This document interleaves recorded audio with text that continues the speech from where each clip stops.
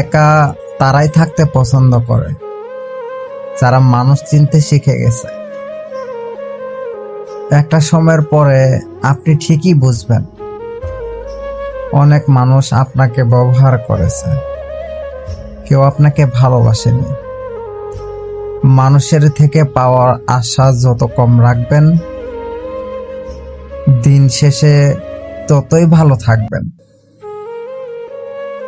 আশা ছাড়তে নেই, ঝরে পড়া ফুল থেকেও নতুন গাছের জন্ম হতে পারে। আমি এমন একটা সাধারণ মানুষ যাকে বোঝার জন্য কেউ চেষ্টাও করে নাই। যোগ্যতার চেয়ে সৌন্দর্যের দাম বেশি, তাই তো মানুষ সূর্যকে নয় চাঁদকেই বেশি ভালোবাসে।